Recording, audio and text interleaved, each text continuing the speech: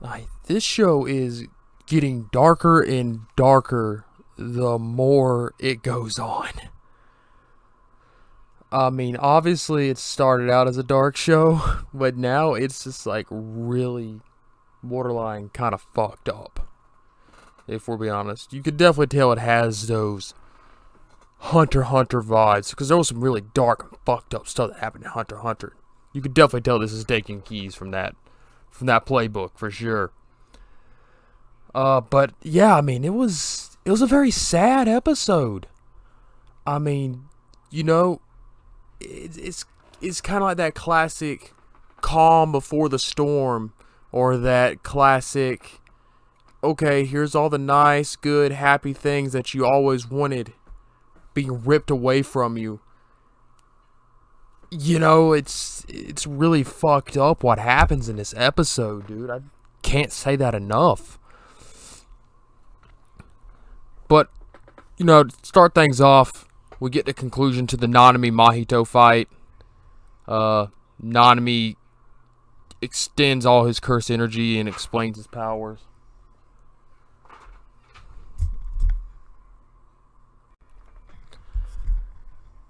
Then he unleashes an ultimate attack. I assume it's his ultimate attack. Well, not really ultimate, because I assume domain expansion would be his ultimate attack.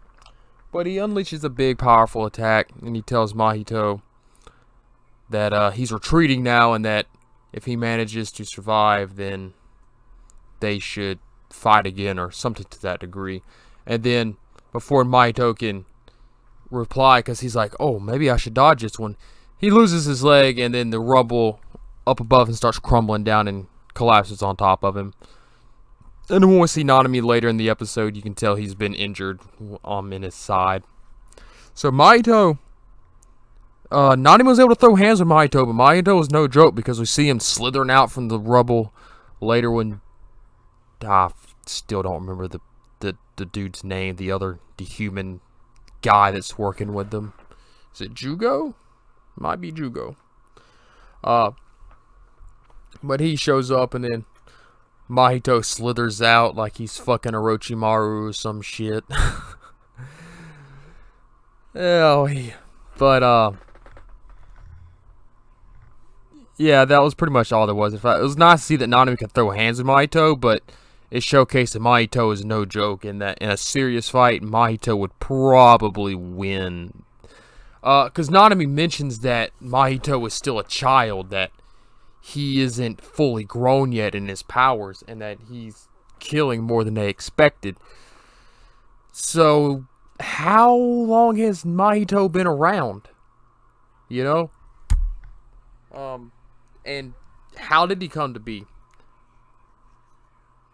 Because the way that Nanami's talking about him, he's gonna be an even stronger threat than he is now, and he's pretty fucking OP as it is. Could he be the big threat that I keep hinting about? Because if you've been watching my videos, you know I've constantly been saying that I don't think Sukuna is the main villain of all of this. I could be wrong with that, but I think there's a bigger endgame boss out there other than Sukuna, and maybe it's Mahito, or maybe Mahito is trying to prepare them for said in-game boss. Because we have to go back to what Gojo said to one of the higher ups that he was talking to about how they were afraid of whatever it was that was causing this increase in curse energy, or in curse spirits and stuff. They weren't able to hold it back. Their traditions were slipping in front of them. Hinting that there's something really big behind the scenes that's about to crack. And I don't think it's probably not more powerful than full power Sukuna. I don't think. Or else they wouldn't be trying their damnedest to get him on their side. But I think it's something that they want Sukuna's help with, that Sukuna couldn't easily defeat. But that's just my guess. But the rest of the episode is mostly Itadori spending time with Junpei, after, rescuing him from that douchebag teacher from the last episode. And he basically is just spending time talking to me. He's contemplating with himself whether or not he should tell him about a Jujutsu sorcerer and everything. And eventually, he asks him if he can see the spirit he's holding. He's like, yeah. And he's like, okay, that's all I need to ask. And then he pretty much proceeds to go on, and they start talking about horror films, and they find out they actually have stuff in common. And this goes back to what I was saying, that, he could be like the Iruka to Naruto, the light in the darkness that kind of keeps him from going down the dark path, or the Jiraiya to Naruto. Itadori could be that to Junpei. And despite what happens at the end of this episode, I still believe that to be the case. But yeah, his mother sees them, says, hey, is that your friend? He's like, actually just met, but I think we can. And Itadori's like, no, but I think we could be friends. And she invites him over for dinner at their house and stuff, and they all have a really good time. His mom gets really drunk, and she really likes Itadori. And you can tell that Junpei is having a lot of fun. He's actually found somebody he can confide in and actually enjoy himself around and not be treated like a piece of garbage like he is at school. And we get to see this build up with his mom in a flashback where she's telling him, like, hey, I'll support whatever decision you make. You don't want to go to school? Don't go to school, man. There's other aquariums out there. There's plenty of places for you to jump yourself into. If it's making you miserable, don't do it. Do something that makes you happy. And it really hits home, because later in the episode, she's sitting there when she's passed out, and you find that Sukuna's finger is there, and then this demon comes up behind her, and we find out that she was pretty much eaten from the waist down and killed. And it's really fucked up, because it was already a dark series as it is, and now you're starting to really tug at the emotional heartstrings too, especially to anybody that's watching that that's lost a close relative or something, or had a close person to them murdered. That's gonna hit really hard. That's not something to take lightly. That's something that they're throwing out there for some real effect, and I think it's gonna really hit some people really hard. But yeah, it was emotional. I mean, just right when Junpei's finally getting everything in his life to seem like it's going right and looking up, it just gets ripped away from him in a heartbeat. Because we see Mahito sitting there talking to him, telling him, like, oh, well, it could have been one of those bad Jujutsu sorcerers or something. Because we saw in a flashback that he was told to act friendly towards a student wearing the swirl button, which would be Itadori. And that would be because they obviously are trying to get him on their side because of him being Sukuna's vessel, and they don't want to throw hands with Sukuna. Just saying. Just like they don't want to throw hands with Gojo. My bad. Goat Joe. But yeah, just when things are starting to look up for the poor kid, his fucking mother gets murdered. And it's seemingly being blamed on, I shouldn't say it was blamed on the sorcerers. Mahito asked him if there's anybody that he knows that would go to such lengths to hurt him like that. And then it shows this student receiving some kind of award at the school.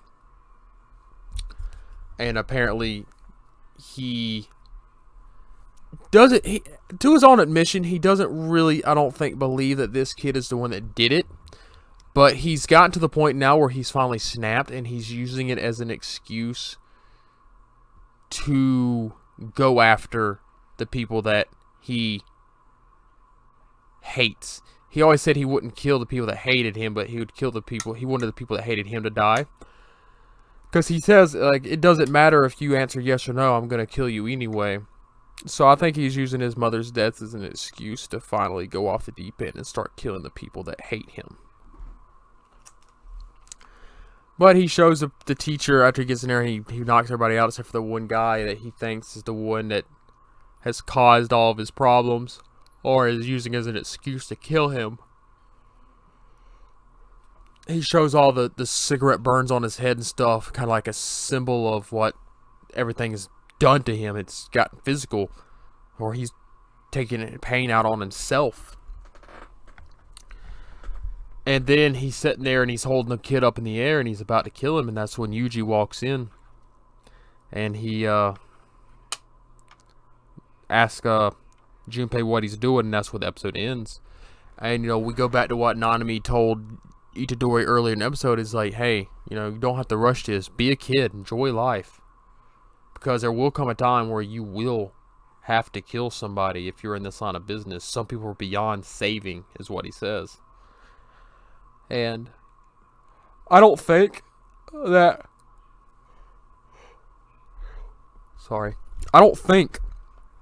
it's going to be in this arc. I don't think he's going to wind up killing Junpei. I think that Junpei is eventually going to come to the light, so to speak, that Itadori will be able to rescue him and potentially even train him up as a Jujutsu sorcerer. Either that, or he is going to go off completely off the deep end and become Mahito's right-hand man, or protege, kind of like Orochimaru's Kabuto to a sense.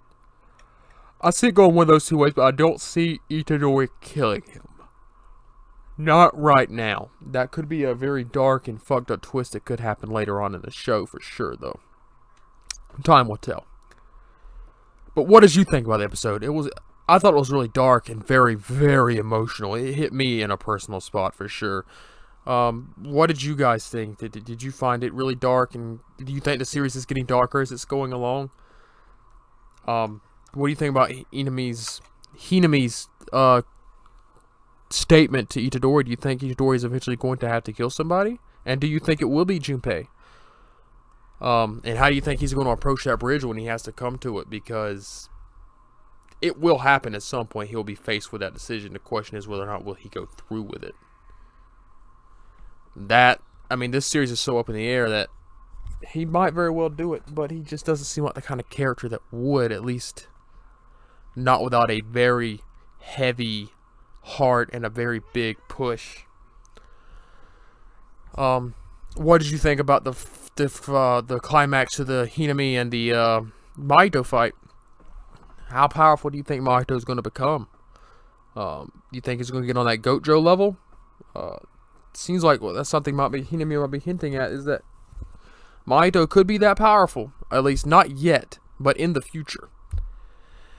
Yeah, other than that, just drop down your comments and your theories down below. Let me know what you think. Like the video, comment, subscribe if you haven't already, and we'll see you in the next one.